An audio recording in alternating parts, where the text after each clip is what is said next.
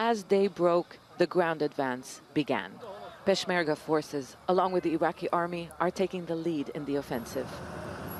It was under the cover of darkness when they took up positions around the ISIL-controlled city. The much-awaited battle to recapture Mosul has started. The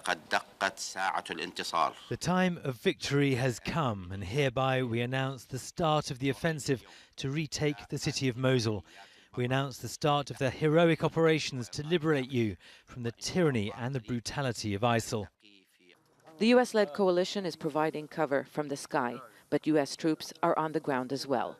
Here, their role is advisory, but under the battle rules, they could accompany troops and be placed closer to direct combat.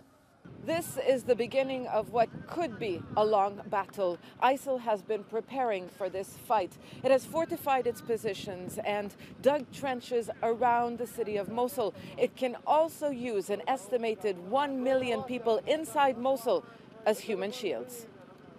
This is a complex operation. The Iraqi government said there are extensive plans to protect the city and minimize casualties. But in an urban battlefield, that may not be easy.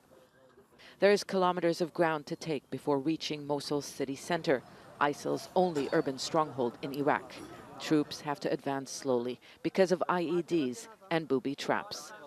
ISIL tried to halt the advance on this front using a suicide car bomber. The attempt failed when Peshmerga forces destroyed his vehicle. For now, the target, at least in the northern front lines, is to recapture the outlying villages, areas that are not densely populated, areas where it is easy to clear ground using artillery and airstrikes. The fight for Mosul has brought together an unlikely alliance of forces, bitter rivals who have competing interests, but for now have a common enemy. Mosul, because of its ethnic and sectarian diversity, has long been known as Little Iraq, and it may be in Mosul where Iraq's viability as a nation-state will be tested. Zana Khuder, Al Jazeera,